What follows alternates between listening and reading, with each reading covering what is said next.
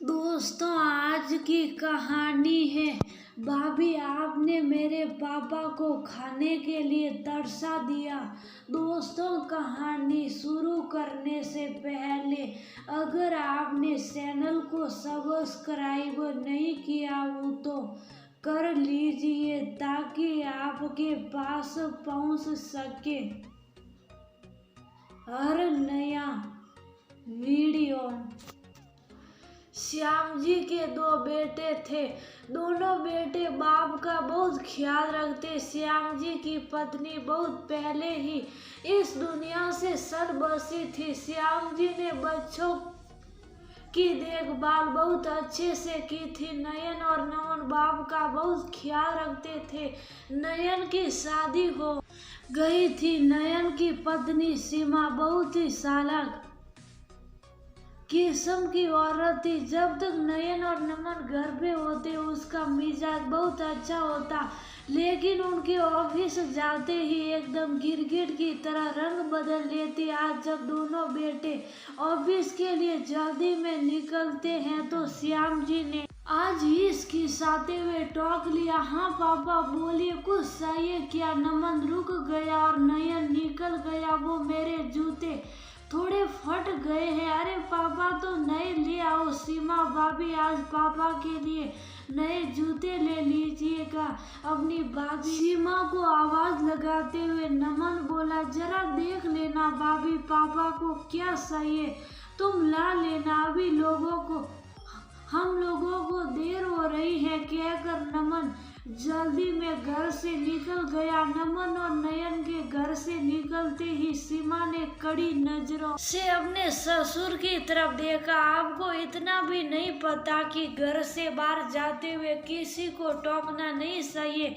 क्या हो गया है आपके जूतों को? सारा दिन तो घर में पड़े रहते हैं, फिर भी नए जूते चाहिए। दोनों बेटे बेचारे सारे दिन अपने सर खपाते रहते हैं और इधर इनकी फिजूल खर्ची खत्म ही नहीं होती। श्याम जी बिल्कुल छोटे बच्चे की तरह अपनी बहू की डांट खाकर भी चुप रह गए। इतना बखेड़ा होने के बाद भी श्याम जी के नए जूते तो नहीं आए और ना ही दोनों बेटे ने इस और ध्यान दिया, क्योंकि नयन अपनी पत्नी पर और नमन को अपनी भाभी पर अंधविश्वास था कि वो उसके पिता का बहुत ध्यान रखती है। ऐसा भी हो भी क्यों ना, क्योंकि जब तक दोनों भाई घर में रहते थे तो सीमा अपने ससुर के साथ बहुत अच्छा व्यवहार करती थी। देवर और पति को दिखा कर अपने ससुर के लिए शाही नाश्ता बनाती थी। इसी विश्वास में आकर ही घर की सारी बागडोर नयन ने अपनी पत्नी के हाथ में सौंप रखी थी। उसके खुद के पास तो इतना समय भी नहीं था कि 10 मिनट अपने पिता के पास बैठकर उनसे बात कर ले, क्योंकि दोनों भाई अपने नए बिजनेस को शुरू करने में बहुत बिजी थे। उनके पास सर खुजाने का भी समय नहीं था और वह दोनों सीमा के दौरे चेहरे से अनभिज्ञ ही थे। रात को दोनों भाई के घर आने से पहले ही सीमा अपने ससुर को खाना देकर उनके कमरे में भेज देती थी। कभी नयन या नमन पूछते भी कि पापा ने खाना खा लिया तो सीमा कहती हाँ पापा को खाने में देर हो जाए तो फिर अच्छे से नींद नहीं आती, इसलिए वह जल्दी ही खाना खा लेते हैं। फिर उन्हें दवाइयाँ भी तो देनी होती है ना। दोनों भाई सीमा के मीठे बोलों के पीछे छिपी मनसा को कभी समझ ही नहीं पाए। वह खुश होते, चलो कोई तो है जो पापा का इतना ध्यान रखता है, क्योंकि इन दिनों वो लोग इतना बिजी हैं कि ध्यान ही नहीं दे पा रहे। एक दिन नयन और नमन को किसी क्लाइंट से मिलना था तो नयन को जल्दी छुट्टी मिल गई। उसने सोचा चलो आज सीमा और पापा को सरप्राइज देता हूँ। नमन ने कहा भाई आज उन्हें लेकर कहीं बाहर घूमने चलते हैं, बहुत दिन हो गए पापा के पास समय नहीं गुजारा। दोनों भाई घर आ गए। नमन गाड़ी पार्क करने लगा। नमन जैसे ही घर के पास आया, भाभी की तेज आवाज सुनकर उनके पैर ठिठक गए। सीमा जोर जोर से चिल्ला रही थी, आपको कुछ सुनाई नहीं देता क्या? जो बना है जल्दी से खा लो। बेटों के आगे ज्यादा नौटंकी दिखाने की जरूरत नहीं है। कभी रोटी कड़ी है तो कभी सब्जी। मेरा से ये कोई होटल नहीं है, घरे खाना बनाने में मेहनत लगती है। पीछे से नमन भी आ गया। सीमा के बोल सुनकर दोनों भाई को बहुत गुस्सा आ रहा था, लेकिन उन्होंने उस वक्त अपने गुस्से को पी लिया। खिड़की से अंदर झांक कर देखा तो श्याम जी की प्लेट में 2 सूखी रोटी और एक कटोरी में सब्जी रखी थी। श्याम जी बार बार अपनी आंखों को पोंछ रहे थे, शायद उन्हें मिर्च लग रही थी, जिस कारण उन्होंने सीमा से कह दिया कि सब्जी में बहुत मिर्च है। ये देख दोनों भाई की आंखों में आंसू आ गए। उनको तो विश्वास था कि सीमा उनके पापा का बहुत अच्छे से ख्याल रखती है, लेकिन यह तो कुछ और ही है।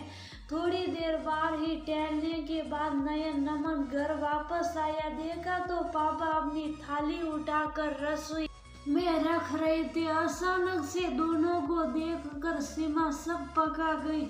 अरे आज दोनों इतनी जल्दी आ गए। हाँ, वो ऑफिस में कुछ ज्यादा काम नहीं था तो आ गया। बहुत भूख लगी है, जल्दी से खाना लगा दो। नमन ने पूछा, पापा आपने खाना खा लिया क्या? अपने पिता की ओर देखते हुए पूछा। श्याम जी का मुंह थोड़ी देर पहले बहू की खिचड़ी सुनकर उतरा हुआ था। वो कुछ बोलते उससे पहले ही सीमा बोल पड़ी, हाँ हाँ देवर जी, पापा जी ने तो अभी खाना खाया है, मैं उनके लिए बस दूध बना रही थी। पापा जी आप कमरे में जाइए, मैं दूध लेकर आती हूँ और आप दोनों हाथ धोकर बैठिए, मैं खाना लगाती हूँ। फटाफट दोनों की थाली लगाने लगी। कहकर सीमा 2 सब्जियां, सलाद, अचार और गरम गरम फुलके रखकर सीमा ने नयन और नमन की थाली लगा दी। नयन ने एक प्लेट में 2 रोटी और थोड़ी सी सब्जी निकाली और खाने लगा। सीमा आंस कसाते हुए बोली, ये आप कैसे खाना खा रहे हैं? और देवर जी आप क्या सोच रहे? आप खाना नहीं खा रहे, इतना कुछ बनाया है तो अच्छे से खाते क्यों नहीं? हम दोनों भाई तो देख रहे थे कि पापा रोज कैसा खाना खाते हैं, जो तुम उन्हें हमारे आने से पहले बड़े प्यार से खिला रही थी। नयन की बात सुनकर सीमा को कांटो तो खून नहीं जी, वह सीमा हकलाने लगी। नयन लाल आंखों से सीमा को देख रहा था। नमन बोला, भाभी हमने आप पर विश्वास किया और आप मेरे पापा के साथ ऐसा व्यवहार करती हो। अरे आज हम दोनों जो कुछ भी है उन्हीं की बदौलत। नयन बोला, तुम्हारी हिम्मत कैसे हुई मेरे पापा से ऐसे बात करने की? मैं तुम्हें पापा के सामने बेइज्जत नहीं करना चाहता, इसलिए तुम्हें समझा रहा हूँ। आज के बाद पापा रोज हम लोगों के साथ खाना खाएंगे। दरअसल गलती तो हम भाइयों की ही है, जो हमने अपने पापा को थोड़ा सा समय भी नहीं दे पाए। सीमा डर से कांप रही थी, क्योंकि आज उसका चेहरा उसके पति और देवर के सामने आ चुका था। दोनों भाई उसी समय अपने पापा के कमरे में गए। उनका हाथ अपने हाथों में लेकर बोले, पापा आप हमें माफ कर दीजिए, हम आपकी तकलीफ समझ नहीं पाए, लेकिन आज के बाद आपको शिकायत का मौका नहीं देंगे। आपको किसी भी चीज की जरूरत हो या कोई भी तकलीफ हो तो हमें बेझिझक कहिएगा। और हाँ, आज के बाद बाप बेटा एक साथ खाना खाएंगे। श्याम जी भीगी पलकों से अपने बेटों के सर पर हाथ फेर रहे थे। सीमा अपनी गर्दन झुकाए अपनी करनी पर पछता रही थी और सोच रही थी कि कैसे अपने पति और देवर की नजरों में वह फिर से उठ पाएगी।